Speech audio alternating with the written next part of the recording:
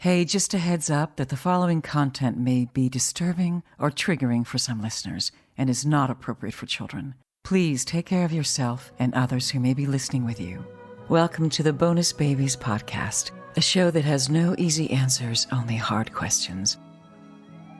The opportunity to be in their lives is a blessing for me. And it really has turned into something that doesn't feel like any level of sacrifice at all, but a tremendous joy. Can you tell me what you call the kids who you've cared for over the years? We feel that the children that we receive coming into our home are bonuses. So we call them bonus babies. I love that. This is your host, Jayne Amelia Larson, and I'm a CASA volunteer, a court-appointed special advocate for youth in foster care. Yeah, I know it's a mouthful. In the same way a CASA works, I explore all things in the foster care maze by talking to kids, parents, caregivers, attorneys, social workers, therapists, anybody and everybody who will speak to me to keep the conversation open and the information flowing about all things CASA.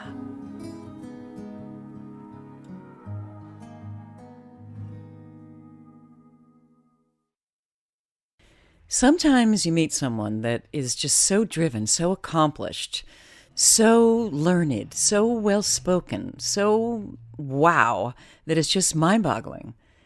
Well, that's my guest, Wendelyn Julien. She's all that and a bag of chips. Hi, so I'm here with Wendelyn Julien. Hello. Wendelyn Julien, hello. Good morning. So I want to thank you for doing this. I know that you're super, super busy. And I know that you're also on your way to a new job, right? That is correct. These are exciting times. Yeah. Is it happening like tomorrow or are you just waiting? I've got 2 weeks, exactly. 2 weeks from tomorrow is my last day. All right, great. So now that I have you, so I'm just gonna pump you for information. Okay. Can you tell me a little bit about yourself and how you were raised? Absolutely. So I'm from Northern Arizona, Flagstaff to be specific, and I grew up with one sister and two parents who were both educators, which was an incredible opportunity. My father is an outdoorsman by all means, which is part of the reason he loves living in Northern Arizona, and was a Boy Scout troop leader and a great adventurer. So as a child, I had summers off with my parents and got to travel to all 50 states and our Bronco too, camping sometimes on 6-week adventures, getting to Ouch. see the country. I remember one time in Vermont, my mom put her foot down and said we were staying in a hotel because it was raining. She said, "I'm not putting the tent up."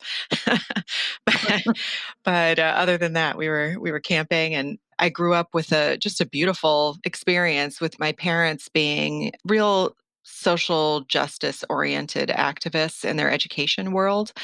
Both were teachers on the Navajo and Hopi nations, and my dad later became an attorney and did a lot of work in legal aid with the tribal nations in Arizona. So I grew up in this social justice world and learning and knowing how to play my part in making the community a better place. I often just say I was born into this work, but really I was taught every day of my childhood, and had a really safe and secure experience growing up. With teachers, we weren't going to Bermuda; we were driving in our Bronco, to New Mexico, but certainly a privileged childhood in every way. And then I had the opportunity for learning as a teenager about the real world. And I did that through the experience in the high school that I went to. I went to the high school where my mom was the principal, which was an urban high school in Tucson, Arizona. And her theory was if the school wasn't good enough for her kids, it wasn't good enough. And I really appreciated that beautiful sentiment. And I think have tried to make that true in the rest of my life, that we need to make all of our systems good enough for our own children. And if we treated all of our children the way we want our own children to be treated, we'd have a really different community. I also was introduced to foster care in an informal way as a child and teenager, especially with kids coming in and out of our home, especially one who was one of my friends who stayed for quite a while at my house because her home situation was unlivable. And it was just felt normal. My parents really normalized that as understanding that I had an extra bed in my room and we had plenty of food. So why wouldn't we open our doors to someone else who needed support? And that certainly set me on the path for what I'm doing now. Right. So that friend of yours, was she not at home because she was unhappy there or because she was abused there? It was a very unsafe environment for her. I don't ever talk about it because it's her story, not mine. But what I will say about her is she was an 11-time state champion cross country and track runner. Absolutely one of the most phenomenally talented athletes I've ever known. And she was just a really normal kid. And the fact that she was living through extraordinarily difficult things that no child should live through and still laughing and eating spaghetti and performing as an athlete, I think really taught me a lot about resilience and strength and gratitude for my own life and my willingness to share that with others. I might have mentioned to you that, and hopefully by the time this airs, I will have a title for my book and the podcast. But I've really been searching for a title because I know that a lot of the kids who've spent time in care, they don't want to be thought of as at-risk kids or kids that are problem children or ones that are going to get in trouble eventually. And my experience has been actually of the kids that I have known who've spent time in foster care, they are resilient, they're adaptable, they're incredibly imaginative, they're resourceful, really often way more than kids that don't have the challenges that they have. Have you seen that to be true too? I have, absolutely. I mean, the young people that I've met who have spent time in foster care and are currently in foster care are some of the most extraordinary, talented, strong young people I've met. I did learn something very important, I think, from a young woman who is my friend now and a member of the board of directors of CASA. Her name is Jayne Rivers. She's a she's an all-star in every way. And she responded to that question in a conversation we were having once that that's not the goal. Super strength and resilience in the face of trauma is not what children should experience ever. And I know that's not what you're saying, but I love thinking about that brilliant comment that she made, which is yes, these young people are amazing. Still, we should absolutely try to prevent what they've gone through in every way and for every child. Wow, I really appreciate that because I have had experience with kids in foster care probably for 25 years, but only recently through my involvement with Peace for Kids and then with CASA have I begun to actually know some of those kids really well. So I'm learning about how to appreciate them, how to support them, how to position them too. And of course, what you said makes absolute sense. We need to nip it at the bud, right? We Right. need it needs to not happen in the first place. But of course, how we do that is the challenge, right? It is. There are some things that are less challenging than others though, and I think one of the big things that I've learned in these 4.5 years at CASA, I mean, I've been involved in the foster care system in some way or another for almost 2 decades since I first became a foster parent officially, but I have learned that there are, like, 2 buckets of problems. One of those buckets that we talk about all the time are these major societal issues, things like poverty and racism and um, the housing crisis and violence, including domestic violence and child abuse, substance abuse, big, wicked, difficult to solve community problems.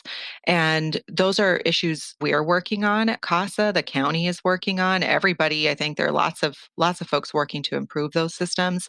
But man, they're tough to address and have to be big systematic things to address. Unfortunately, I think those issues get lumped in with another bucket of issues, which are what people usually describe in the metaphor that I hate the most, children slipping through the cracks. That is, man, if I could get rid of one thing in child welfare, it would be that statement.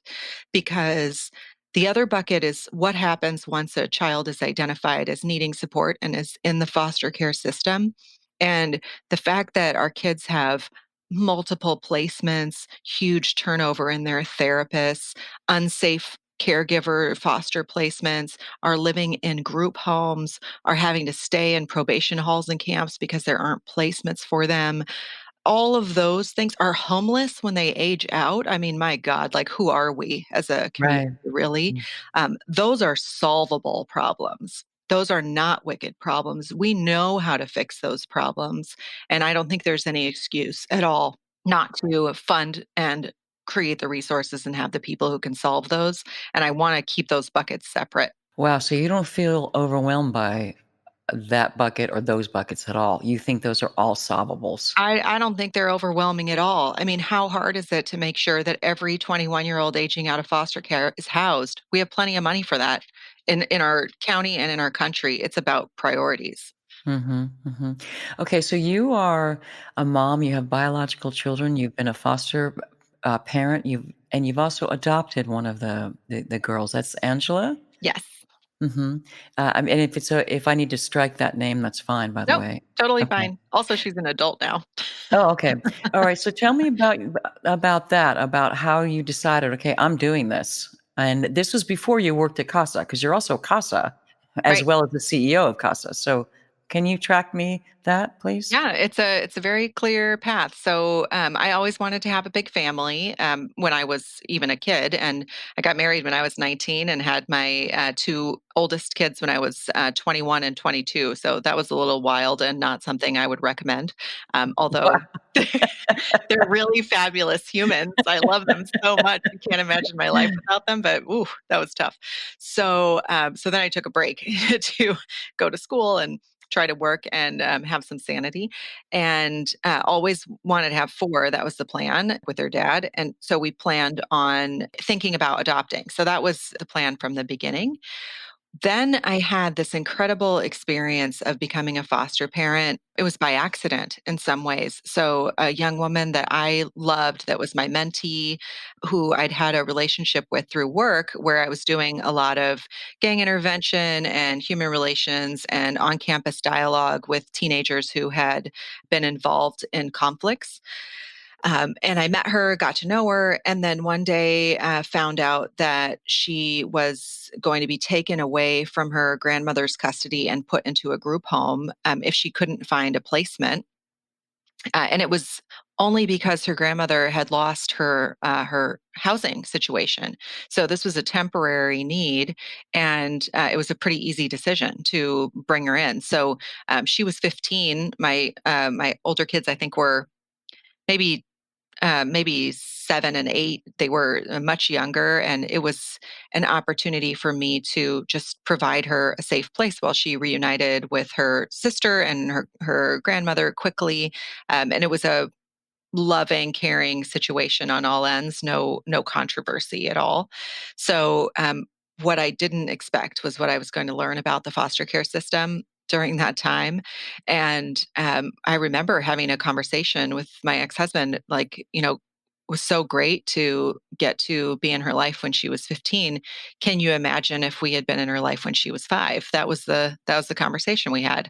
And so when we went back to the table to get our foster license and think about adoption, we decided we would adopt an older sibling set. That was the plan.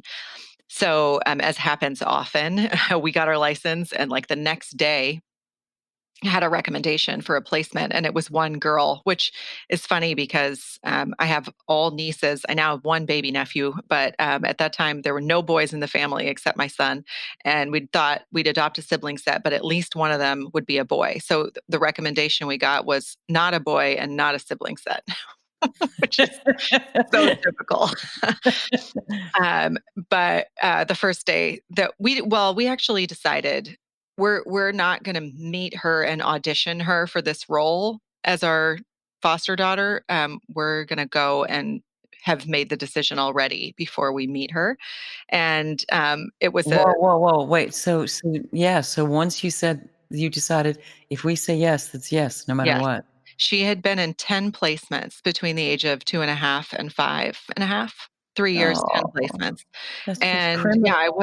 I wasn't gonna do that again. So I said yes before meeting her, and, yeah, it's like an arranged marriage, sort of, Yeah. that turned out I can't even explain how it turned out. I cannot imagine my life without her. I don't know what you grew up with your sibling situation, but with 4 kids, there are a lot of funny jokes that happen where they all claim that someone is the favorite. Yeah. Yep. Yep. And, I tell her very clearly that she's the favorite because she's the only one I got to choose, and the other kids think that's funny. I also didn't have to change any diapers, so there just a lot of good things. Mm, So, mm. didn't gain any weight. So many good things.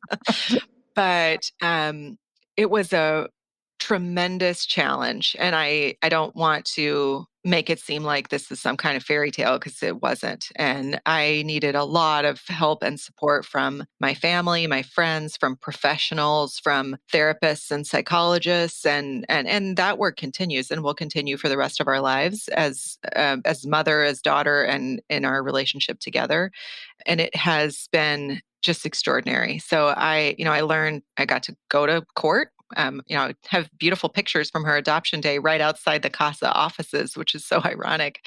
Um, Wow. but it really changed the course of my life, that experience, and understanding that you can love a child that you didn't know until she was 5 years old, absolutely as much as the child that you had biologically. Right, I was talking to a friend the other day and I said, if only if say if there's 650,000 kids in the United States that are in or have spent time in foster care at any one time, and all we need is 500,000 people to step up and say, "I'll take care of that kid, and Right. I can love that kid. I can give that kid a home." And most people don't do that. Mhm. They And I don't even get think it, about it. right? Yeah. I mean, there's so many good reasons not to do it. Right, but talking to you, it sounds like there's just so many good reasons to do it. So many, right? Right. Well, that's what I say about even recruitment of CASAs is that getting over that hump of, okay, I'm going to do this is so hard. But once you start the experience and build this relationship with a child, I think it becomes so much less hard, and I remember having a conversation, I think it was with a reporter many years ago, but still I'd been in this relationship with my former foster daughter for about 10 years, and, he said something like, "How do you keep up the motivation and the energy to maintain your relationship with her?" And I laughed and I thought, wow, it takes 0 effort because I love her. It's not a, "Oh, I gotta call her," kind of an obligation thing.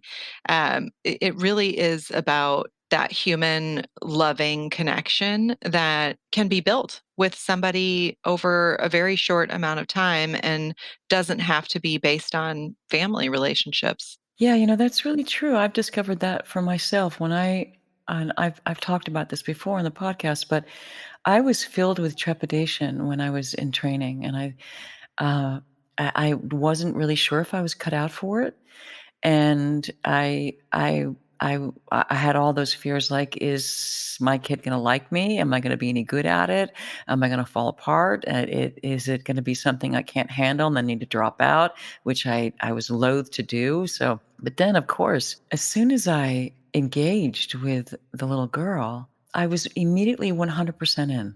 And that has stayed that way, even through the times that have been a little bit difficult, even when there's been miscommunications between us, or when there's times when I'm not really even sure what to do, or how to help her, or even how to communicate well with her. I just kind of dig around a little bit, and then something shows up, and then it changes again, and we're back on. I mentioned that she said the other day, "I'm the only foster kid. I'm the only kid. There's only me. I don't even know why my mother and father had me. They didn't even love me. They're not even together. They're not even together. And I'm a foster kid. I'm the only one." And I had explained to her, and even though she knows it, intellectually, that there are many, many, many children like her that don't come from the family that you see on television. That everybody has challenges, and you don't really necessarily know what they are by just looking at the person. And I'm hoping that that's going to stay with her, because now she's wrestling. She's at that point where she's wondering why she is in the spot that she's in, and very difficult for kids. It is. And I think that, all children go through challenges and everybody has self-doubt. And there's some things that are so normal about that kind of questioning. And then also there's so many things that are hard to explain from your perspective as a CASA or from a community perspective, like why really some of our kids are going through things that no child should ever have to go through. I mean, this concept of moving from placement to placement, I don't think we talk enough about it because it's hugely traumatic. It's horrific. So traumatic. Yeah, and I don't think the average person has any idea what happens to these kids. They think they go into foster care, they find a happy home or not, and then they get adopted, and then that's it. But that's not the way it works. Not at all. Not at all. And that's what I'm talking about that bucket of things that we have control over. If we know something's inflicting trauma on a kid, we need to stop it. If we, the county, the community are doing it, it has to be stopped. I remember somebody asking me a question when the whole issue about kids in cages at the border came up, and that was my response: is this is the federal government intentionally inflicting trauma on children.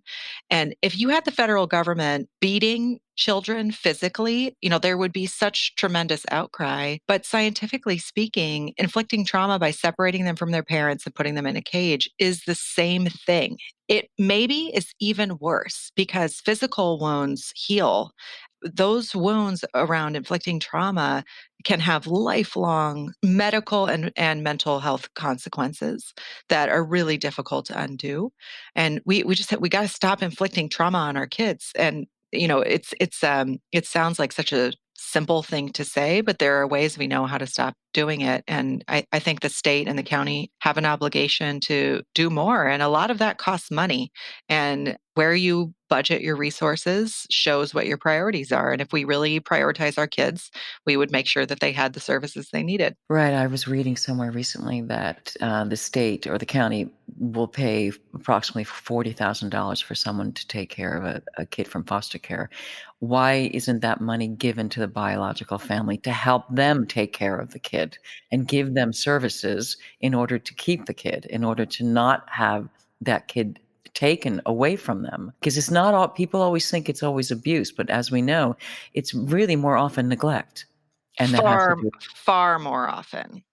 right. Far more often. Right. And that actual neglect could be a single mom who's got 3 jobs who leaves a kid at home because she has no choice, right? Absolutely. Or who needs substance abuse treatment, or who is herself a victim of domestic violence. I mean, these stories are so nuanced, and the idea of shaming and hating parents in the scenario is completely unhelpful because so often the parents are doing everything they possibly can and just really lack the supportive services that they need. Mhm. Many times they were in foster care themselves. That's right. That's right. Mhm.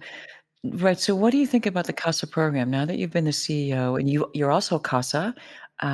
Will you continue being a CASA, you think, after? Because you're going into a pretty heavy hitting, like another heavy hitting job. So I will definitely continue being a CASA. You couldn't rip me away from the young man I advocate for. He matters so much to me. And even when his case closes, I would like to continue to be a CASA. And I feel like it's pretty doable to continue even with a challenging career. There was a guy in my CASA training class who is the head of nursing at Cedar Sinai's NICU. And I thought, okay, wow. Wow. zero excuses from me. So, my friend Audrey Handelman is an architect with Gensler, just a tremendously challenging job that she has there. Mhm. And, there are so many examples of people who are doing a lot. My friend Ashwarya, who has a little child at home, there. And she's So a CASA too? yes, Mhm. all of the Mhm. excuses that people make, there are so many examples of people making it work. So yes, I will stay as a CASA because I really believe in this program. And I think it kind of goes back to what I was saying about my childhood, maybe is I remember in my former job, which was at the California Conference for Equality and Justice, I had the opportunity to learn a lot about restorative justice and implement some restorative justice programs in schools and in the juvenile justice system. And I worked with some amazing facilitators there, and they classify their work as something called human relations. And that sounds like a kumbaya kind of a thing in many ways. But in fact, I think it is the profound answer to a lot of our societal issues, which is the notion that if you deeply and genuinely get to know someone and their circumstances and their story, it's very difficult not to empathize with them and not to understand where they're coming from and not to break down stereotypes and discrimination and prejudice. And I think that is absolutely true in the child welfare system, that everybody says it's complicated, and they're right. That when you get involved in a child's life and you meet their parents and you meet their caregivers and you meet the people on their team, you really get a sense what has gone into this child getting into foster care to begin with, and learn that it's deeply complicated. It's not a one-off thing that happened one bad night. It's a series of issues that have been sometimes generational in their family, and often are related to profound injustices, like people being incarcerated for so many years for things that were really rehabilitatable and minor in some cases. And then just situations where young people haven't had the opportunity to thrive in the way they should. So that human connection between a CASA volunteer and the child, I think is just, it's amazing and incredible. And because of all the confidentiality restrictions, there isn't really another way to do that. There are lots of great mentoring organizations, but it's hard to have access to the real information that can help make a difference. And that makes the CASA program tremendously unique and special. And I just wish that every child who needed one could have a CASA. That's the fact in a lot of counties in California. And I wish it were the case in Los Angeles as well. I didn't even know about the CASA program for years and years, not until I was at Peace for Kids. And somebody mentioned, I think somebody said, "Oh, he's a CASA." And I thought, well, what does that mean? Or whatever, what CASA? And then I met the kid who had this guy who was a CASA. I met that young man. And that young man was just astounding. I was just entranced. He had a face like an old African king, and he was like 16 years old. And then I asked the guy, "So what do you mean you're his CASA? What does that mean?" And he explained to me a little bit, but really didn't give me a whole lot of information. And then I started researching, okay, what is a CASA? Could I be a CASA? Could I do that? And initially, I actually wanted to talk my boyfriend into doing it with me. I thought, if he does it with me, then it'll be cool. And then maybe we can get, a family, a sibling set maybe, and then we can do the work together. And he basically said to me, "There's no way I can ever do that." And I thought, wow, I wonder. And he said, "Yeah, when I know what happens to some of these kids, I want to kill their parents." And he's not the kind of guy that you think that would come from. But I think what he was really saying is that it's so disturbing to me what happens to small children that I don't think I can handle it.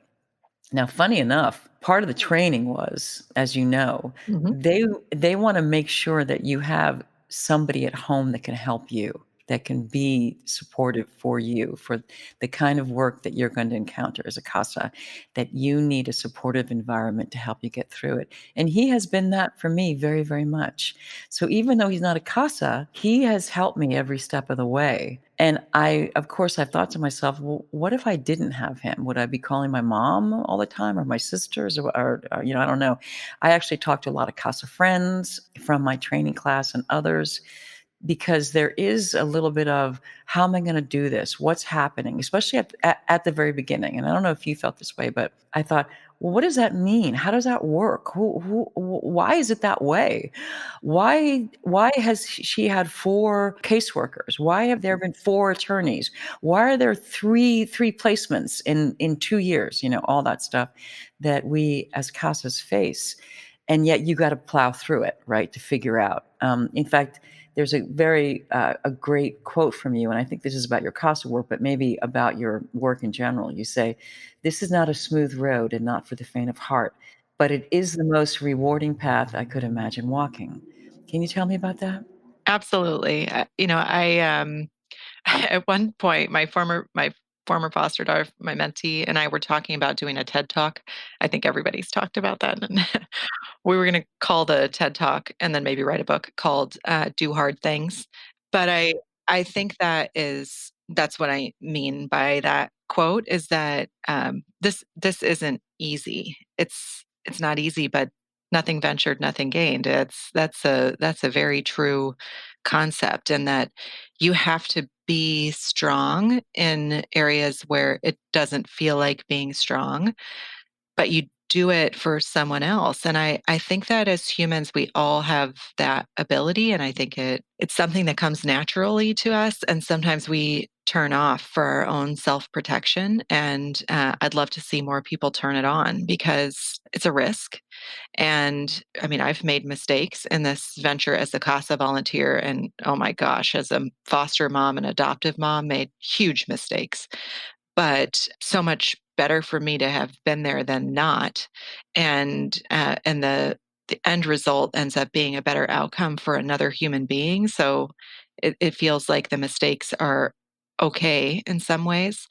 I will say, just to totally agree with you, I mean, I've been doing this a long time and had challenging scenarios, but as a CASA, I can think of one scenario in particular where I got fired The by kid my fired you. yeah. That Not can for happen.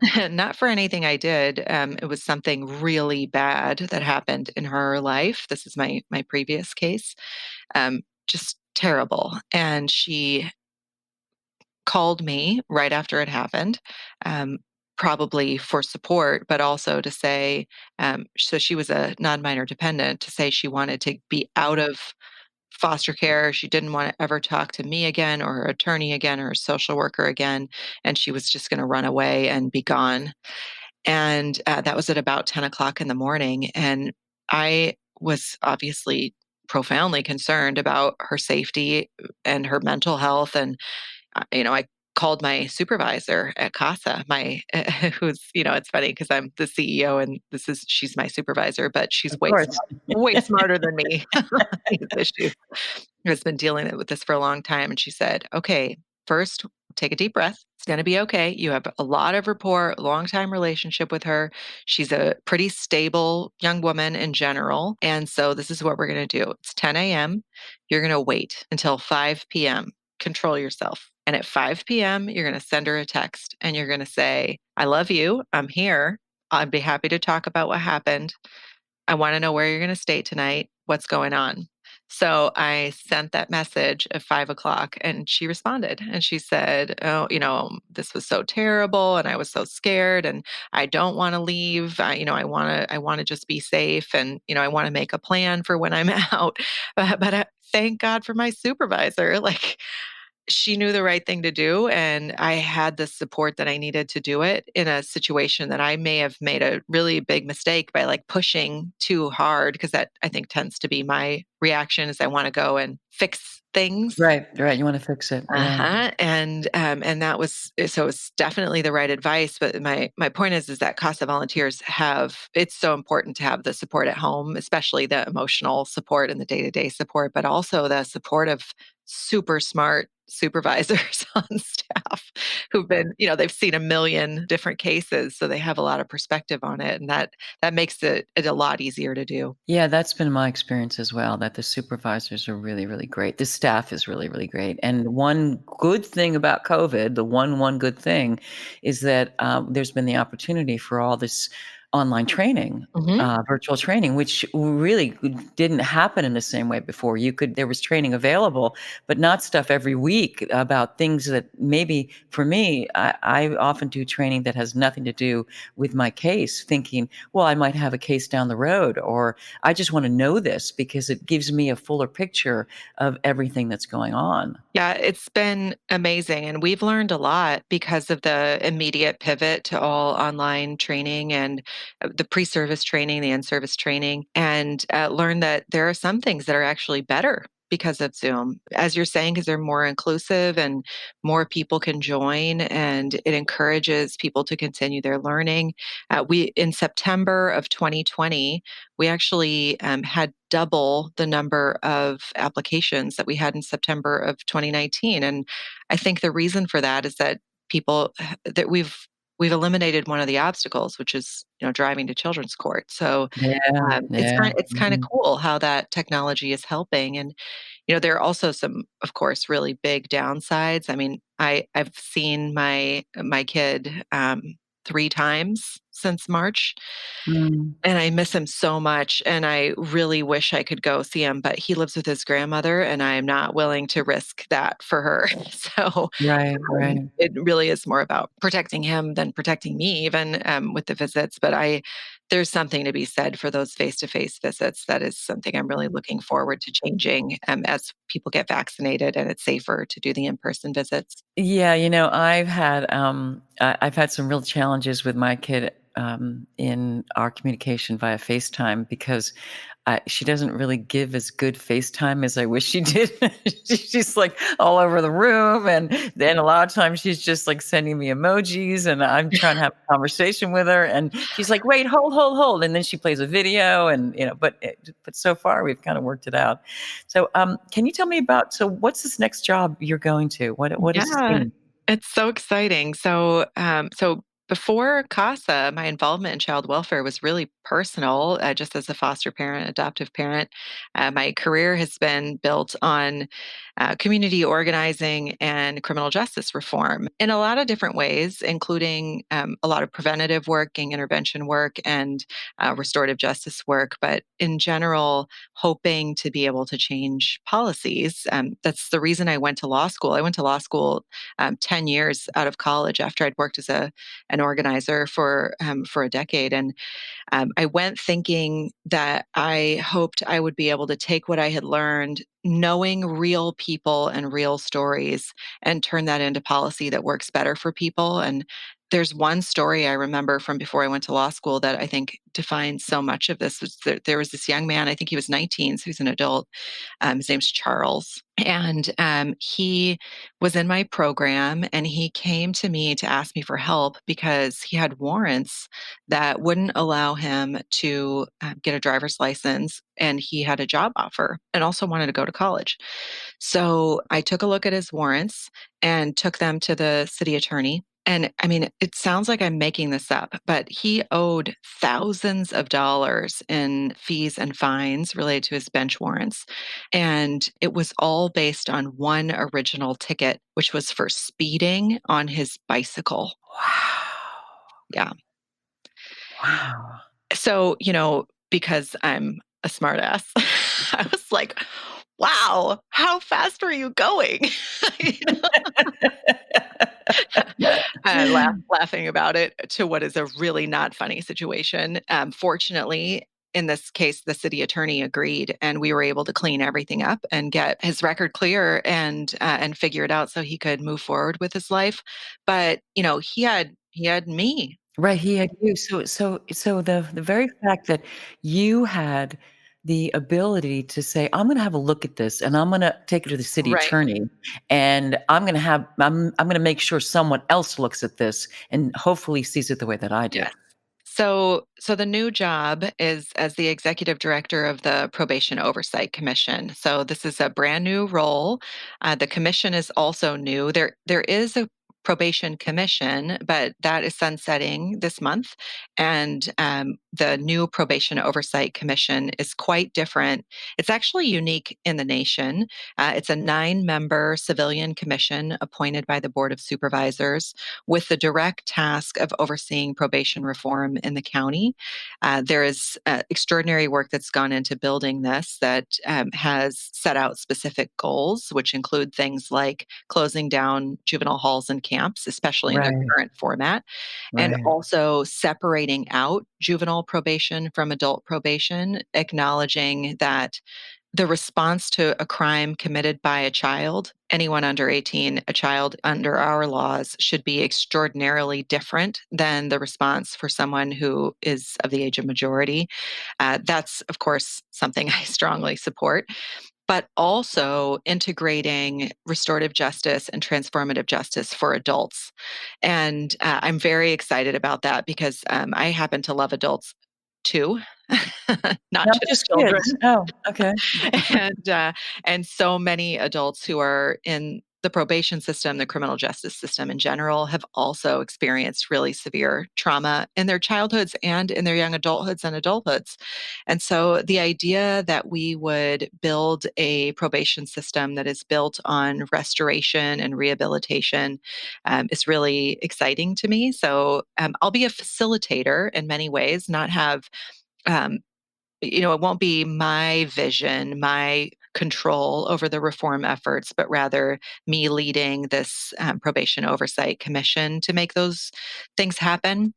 But what's exciting is that the Probation Oversight Commission has been granted pretty significant power, including the ability to subpoena information, receive grievances, do inspections.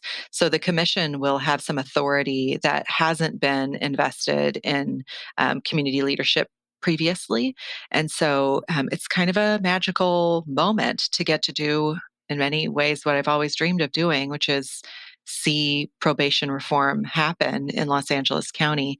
And I'm really excited for what that means for our CASA kids who are what they call dual status or crossover kids who are both in foster care and in the juvenile justice system, as well as just putting families on the path to repair and self-sufficiency and healing in the way that I think we can. So it's, this is a really exciting time with the 5 supervisors being supportive of reform and the care first model that's been recommended by Supervisor Kuehl and Mark Ridley Thomas, who is now on LA City Council, and also a brand new probation chief. There's a new momentum around the Alternatives to Incarceration office in the county.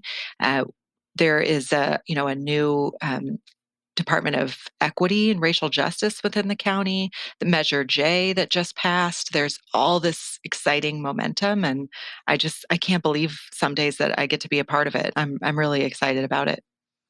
So as I'm listening to you speak and knowing the work that you do and also seeing you a little bit at work, I'm just kind of in awe because not only you're just so accomplished, you're so articulate about what you're doing and what you care about, and also seem so driven and yet so approachable at the same time. What's going on with you? Do you have like a special gene, or like what is that? I have a funny answer to that question. So my grandfather, Dan Julien, who lives in Arizona, and who gets to be 45 and have a grandfather that they can call and talk to? I am the luckiest person. The Yeah. luckiest person. He is a professor emeritus of speech. And I have been corrected and coached and trained my entire life since I was probably 18 months old in my speech. So Mhm. Mhm. it's not a reflection of my intelligence, but a reflection of Right. my It's just trying to prove that I can do what my grandfather told me. That's right, just intense training, Yes, intense training. yes. Okay, so this leads me to what one thing or things about you is true that people would never know unless you told them? So that's interesting. I think my parents did a really good job of helping me embrace just who I am, and I appreciate that really so much because I would say that in my experience working with people in my field and with academics and with people who are really accomplished, I don't see myself, generally speaking, as someone who's an expert in anything. If I'm an expert in anything, it would be human relations, what we were talking about before. And what that requires is basically listening with intention. So I'm not going to write a book, probably ever. And I'm also not going to run for political office, probably ever, because I really like to be the convener. And it's been interesting to be the head of CASA for 4.5 years, where I have to be the external voice, and I'm the one who's giving the speeches and wearing the sequins and has the mic a lot. That's not actually what I love to do, and I think a lot of people think that. I love to be behind the scenes, and that's sort of what I'm looking forward to in this new job is helping others succeed. There is nothing that makes me happier than what I've been able to see in other people that my life has influenced, and I'd much rather kind of just fade fade into the background. So, I think in many ways I'm an extrovert, and people think I'm like the biggest extrovert they've ever met, but it's really not the case at all. I would be totally happy, totally happy to just read and sit on my couch. So That is so fascinating because I remember when I first saw you, I was just struck by, first of all, you're very lovely to look at, and so chic, and so poised, and so articulate, and so welcoming, and you could tell just by everything going on in the room that the person in charge was you. well, that's so kind. You're very sweet to say that. I appreciate it. Certainly not No, how I see myself. no, it was flat out, and I mean, I remember that it was I think the first time when I ever was up close with you was at the conference in Atlanta, Mhm. and I remember thinking, "Oh, she's in charge." And I remember talking to my boyfriend about it, and I said, "And look how chic she is. Look at that dress she's wearing. Wow, she just looks fantastic." And It's funny because I actually kind of love fashion, but not like Paris fashion. I love outlandish fashion, I Mhm, guess I would mhm. say, in the sense that I'm not really a go along kind of a person. I think you and I have that in common. Yes, I completely Right, agree, right, like, if you think it's beautiful, you wanna put it together on you so it's beautiful. You right. don't care whether it's on the cover of a magazine, right? Absolutely, absolutely. That's funny. Yes, but I do miss those parties. I'm looking forward to them happening again soon because mostly because I just like meeting people. I mean, that's the thing I get the most joy out of, and I think that's what's so wonderful about my career path is that it's sort of my job description is to, and that's true in the current job at CASA and the new job at the county is to reach out and meet people and lift their voices up. So I'll be doing that in a different way, but still the same role. If you could say something, to people that are thinking about either fostering a kid or, adopting a kid or becoming a CASA, what would you say? I would say that there are so many things that we do in our lives that are difficult, and many of them take us to places that we try to avoid or get out of. And I think everybody has a sense of difficulties in their childhood, even people like me who had a really beautiful, comparatively childhood, especially to the young people I'm working with. There are things that were difficult and challenges, and that's why I like that concept of doing hard things because it's sort of like climbing a mountain. You when you are doing it, when you're looking at it from the bottom, it seems so unachievable. And then you get to the top and it's like, "Oh my gosh, why don't I do this every weekend?" Um, that is sort of how I feel about my role as a foster parent, adoptive parent, as a CASA, is that I'm not perfect at it. I screw up a lot. I don't do enough. That's my biggest regret always is that I wish I could do more. But my intervention as the flawed human being that I am is so much better than nothing. And that's the case for everybody.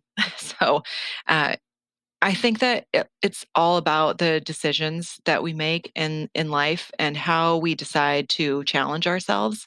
And that sometimes you challenge yourself in a way that the payoff is really greater than you can ever imagine. So whether that be really making a lifelong difference in the life of a child, or doing something that changes the environment, or getting involved in a way that is promoting health for people.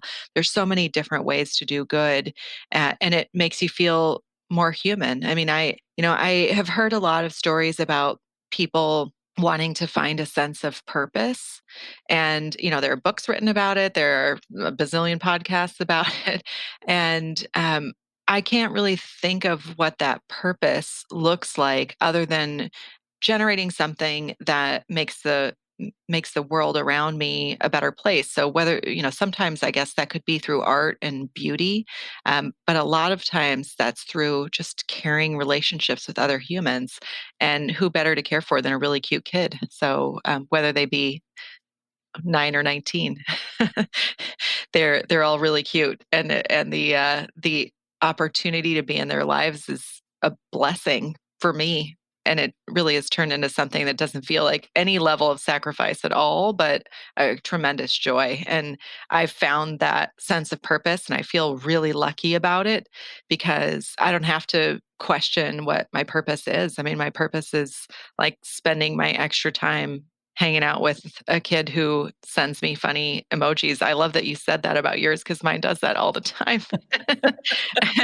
And it's beautiful to know that he has my number and can call me if something goes wrong. And every kid should have that, and it's really not that hard. So the end of my TED Talk about the do hard things was going to be to turn it over to my mentee who grew up in foster care to say, actually, this thing that I've done is really not hard at all. So I should probably rename my portion of my TED Talk to like do sort of not easy things.